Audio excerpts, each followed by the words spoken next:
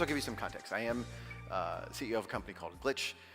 It is a company that builds tools for people to be able to make apps together online, and we have this great friendly community where people are making interesting things and sharing them with each other, and we're quite proud of it.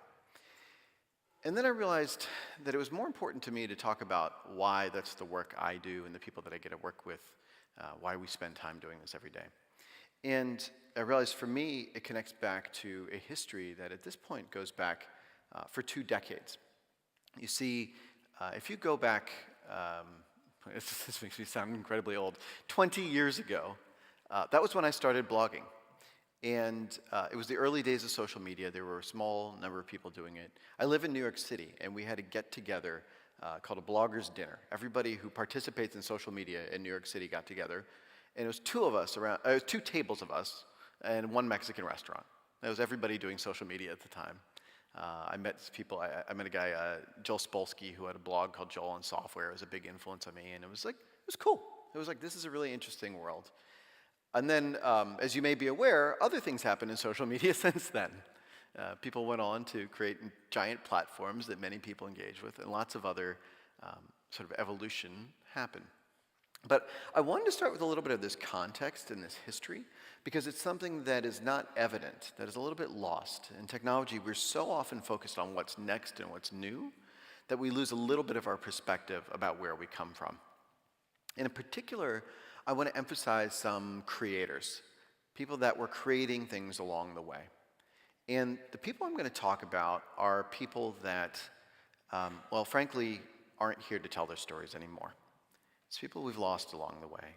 And if we don't remember them in moments like this, on stages like this, in events like this, then I fear sometimes their stories may be lost. And so I'm going to take us back to this point starting 20 years ago when the web was young. And at this time, though some of you may be old enough to remember, many of you may not know, there were platforms where people were creating media. Some of the early ones that inspired me, LiveJournal, Black Planet, Geocities, Neopets, they were places where people were seeing what others made, maybe copying and pasting a little bit of the code behind the page, and then together creating whatever it is they wanted to share with the world. It was primitive. It was not fancy. It was nowhere near as slick as what people are putting up on Instagram with filters today. But there were, as I said, these creators, people who brought a lot of heart to what they're doing. One of the first that really inspired me was Brad Graham. And Brad had a site called the Bradlands, and he was one of the very earliest bloggers. He started in 1998, if you can believe it. There were people that were creating social media then. And he told very funny, human, personal stories. But also, he thought a lot about what was happening out in the world. One example of this, Brad was a gay man, and he had been paying a lot of attention to a phenomenon called the Day Without Art. This is every December 1st.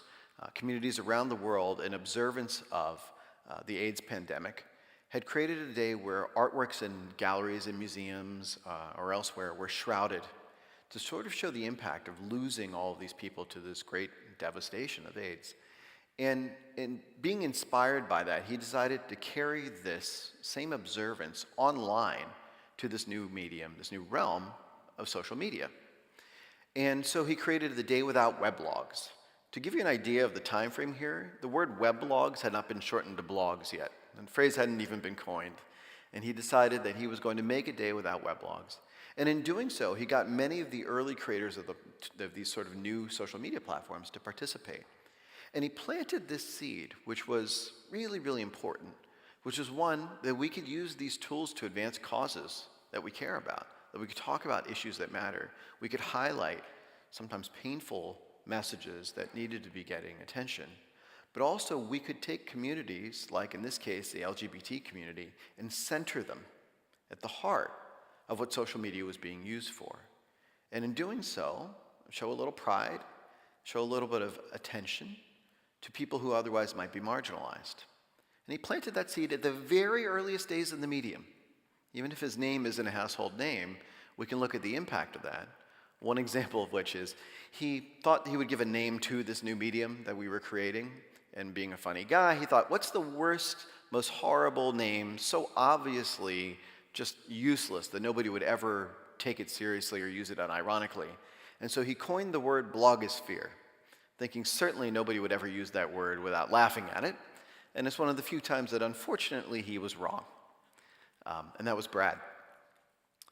Another story, and somebody with a sort of similar sense of humor that I love to point to, was Aaron Hawkins. To give you an idea of how he would carry himself online, his website, I would never call him this is how he described himself. His website was uppitynegro.com. And what he was doing with his name of his site and all the content on it was trying to make people a little bit uncomfortable, challenge them a little bit about the narratives they had about how people in general, but black men in particular, were presented in society. And he was, in a good, useful way, confrontational about challenging some of the respectability that people had expected of him. And he would regularly take things that were happening in popular culture and media and news and reframe them on his site through his unique experience that he was living as a black man in America. And it was a very powerful way of looking at media differently. I think there's a very strong argument that the women who birthed the Black Lives Matter movement were informed by that sort of intellectual framework that Aaron and others in the early days of social media created. And then another creator who deeply inspired me, as these other two had as well, Leslie Harpold. She had a site called hoopla.com, but she did a lot of little projects, and they were always designed to be deeply participatory. You see, these days you're all used to your friends oversharing on social media and talking about what they had for their meal or pictures of their kids. But that idea that you were going to put your personal self out there and try to be artistic about it, the emotional equivalent of putting a filter on a photo of yourself, but maybe through words, through poetry, that was something that she pioneered. And especially that she prompted others to take her prompts and run with them, responding with their own poetry or their own ideas. And it's something that planted the seed for behaviors that many of us just take for granted, but at that time had to be invented. And then there was one other part of Leslie's work and some of this larger work overall that starts to inform where we are today, which is that when Leslie passed away, and to some degree with the work of the others, her site disappeared. A lot of what she created disappeared. Her family chose not to keep it online, which is, of course, their right. But worse even than the fact that we lost the content or the creations that they had made was almost this sense of grief, not just in losing these friends, but that the values they espoused faded as well. The ideas of how we would use these empowering technologies, of how we would use social media, of what the internet was for, faded, not just when we lost them, but when we lost that entire idea of what the web should be. And these were very personal losses for me. These were people I cared about, people who were there for me. And one of the most awful realizations of grieving over them was that in some ways, I was at least glad that they didn't see what happened next to the medium that they had pioneered. Because I don't think I need to tell you all, but it got worse. It got worse.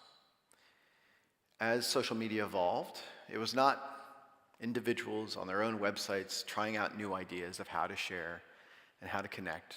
Instead, in today's world, with the big platforms that we have, it often feels like a machine into which we feed our experiences, our photos, our lives.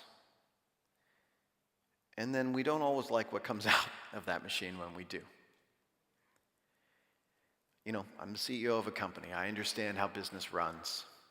But I think about the business model of some of the biggest companies that have ever existed in the history of the world, which are these platforms sharing this content. And I look at how they make their money, and that it is based on gathering our data, extracting it from us, surveilling nearly everything we do in ways we're often uncomfortable with. And then I think about the emotional design of the apps on our phones and how they manipulate our emotions, how they play to our insecurities, our vanity, our fears. And it feels to me like the business models are predicated in things that feel like they're violations and things that feel exploitative. And those are harms that we didn't anticipate. And that's just the business models. What's worse is we look at some of the worst social impacts. Again, you're probably all familiar with the organized harassment, the structured abuse that happens, especially of the most marginalized among us, the mass misinformation that these platforms now amplify using algorithms that are unaccountable. And then when you combine that harassing impulse with the misinformation, with the distortion, with the demonization of people that happens, it radicalizes people. It incites violence. And in some cases, it's been so extreme as to have, in today's world, real genocides that are happening because these social media platforms helped incite them. That's not to say that hate and violence didn't exist before. Of course they did. But that these tools and these platforms that I had once been so optimistic about, where I had made some of my best friends and found the people that inspired me most, those same impulses had been turned into something that was so awful that by about 10 years ago, I had left New York, I'd been in San Francisco, I'd been at a company building these platforms, and in the heart of the social media industry. And I looked around and did not recognize what it had become, even then. And I realized that for me personally, I had given up. I really had. I thought, these tools that we've created are not good for the world. They will not be what we thought they would be. And I had, honestly, a bit of a crisis of faith that maybe all of the things I'd been doing in my work hadn't been worth it, and that I had empowered people who were not responsible with those creations. And it weighed on me heavily. I went back to New York. I left tech. I certainly thought I would never be at a startup again. And I grieved over the people who had been lost and also the people who had left. So many people like me had left the industry or been chased out of it or had been seen as heretics for criticizing it. And then something surprising happened. One of those people I had met in the early days, Joel Spolsky, reached back out to me. We'd kept in touch. And his work had kept chugging along in New York, separate from the rest of the tech industry. And they had built a number of little interesting products and companies along the way. And some of those little ones had started to grow. He had co-created a company called Stack Overflow, which now is the biggest community of developers in the world. And people help each other by answering each other's questions around programming every day. And that grew and grew to become kind of indispensable, but with a very different attitude towards the generosity of spirit it takes to answer other people's questions. They built Trello, a project management tool. Again, a real pragmatic, useful tool, but it didn't steal your data. It didn't depend on selling your information to advertisers. It didn't do unexpected and creepy things. It was just something handy and helpful. And he told me that his team were working on something new. And I thought, maybe I should take a look. And long story short, what they showed me was what became Glitch. And I saw this idea that we could put tools in people's hands that empowered them to create. Because we had made the creation of the web, well, the province of experts, right? We had sort of put up these barriers. And I thought, what would happen if we ripped them down?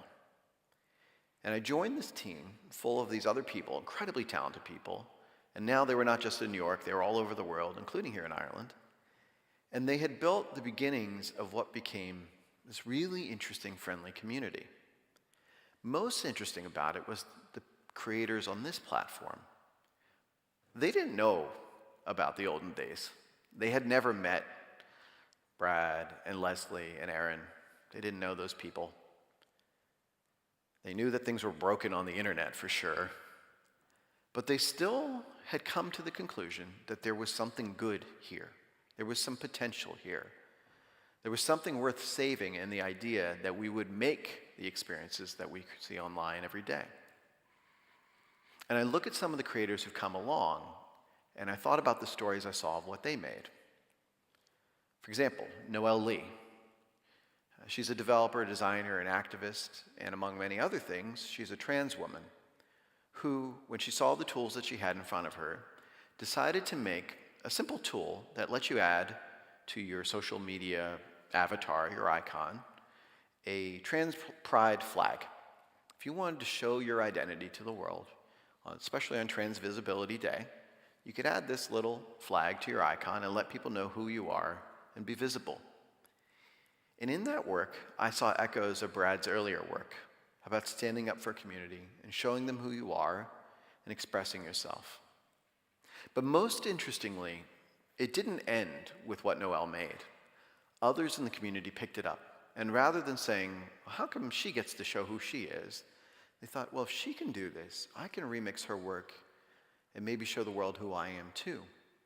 And almost instantly, people, including people who had never been coders or programmers or made anything on the web before, made tools for lesbian visibility and bisexual visibility, and whatever their identity was, they were able to show it as well. It was just an interesting moment that happened. But that was only one story. Then there was Baratunde Thurston. Now, he's a comedian and a writer and an activist. He is not a programmer. But he was able to create a little tool, a little app that told his unique experience of being a black man in America, which he called Living While Black.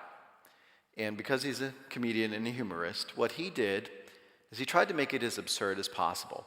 It's an app that you can swipe on, like Tinder or whatever else, but it shows you headlines about the lived experience of being a black person in America. And they were things like, essentially, what would people call the police on you for? Would they call the cops on you for having a lemonade stand, for going to a park, for walking down the street? And you would swipe as to whether you thought those headlines were true or not. And somewhere along the way, you would have this awful realization, especially if you're like me and you're an American, that any of these could be true. This is an uncomfortable realization, but also so absurd that you couldn't help but laugh in some ways. And that juxtaposition of this awful truth with this kind of humorous angle felt like an echo of what Aaron had been doing a decade and a half before. And one more story, Monica Dinculescu. Now, she is an expert programmer. She's actually a coder at Google. She's an expert in the world at the technologies that she uses. But she also is, like all of us, a human person. She loves things like cat pictures on the internet and emoji. And actually, what she did with emoji was something that just brought her joy, which was almost a Zen garden that you make out of emoji. She made a little emoji garden where you put the emoji for a rabbit or a flower or grass and make a little park for yourself, a little garden. And then others took this garden that Monica made and made their own versions. People who liked space would put in aliens and spaceships. People who are a little more goth, a little darker in their hearts, put in bats and gravestones and tombstones. Whatever you're into, everybody's garden's a little bit different. But it was a wonderful way to show personality. And it felt like it evoked that same sense of, I could do this, that Leslie Harpold's work used to do. And, you know, the thing is, Monica never met Leslie. She's never probably even heard of her. But there was that same ethos that each of them had, where people took their work and ran with it. And everybody had this sense that they created these things together. And all of a sudden, this made me realize that I was wrong to have lost my faith. I had been too willing to give up this idea that the internet could still be a place that was good, where individuals could express themselves. Because the thing I hadn't been anticipating, that I perhaps had lost the willingness to believe, was that it wouldn't just be a few people. Because you see, what's happened in the years since we've put these tools in front of people is that millions of people have created their own little sites, their own little apps, their own little inside jokes, their own little funny bots, all of which help them reclaim what their experience is online. And what I saw in those millions of people creating was a bit akin to what any of us have had when you think about what you eat, right? You can't have fast food junk every day that's factory farmed. Sometimes, sure. But you think back on your life and you think about the great meals you've had, and it was probably surrounded by friends and family that you love, cooked together. Maybe you know where the ingredients came from. They could be local. Maybe it's a cuisine that's rooted in tradition and culture for you. But it's something that brought you closer to others. And then we look at our phones and we look at our laptops and we think, how many of those experiences are locally grown, are created by somebody we love, or organic, are from our community, and it's not impossible that they could be. And what I realized after losing my faith in technology was that I didn't care about the technology, I cared about the people. I cared about the idea that all this time, these hours a day we spend with our thumb on the glass of these devices, could be something good again. It could be worth it. And the ultimate conclusion I came to was that there is a way for us to have the web we deserve. And it's simply for us to spend more of our time in the web that we make. I hope you do so.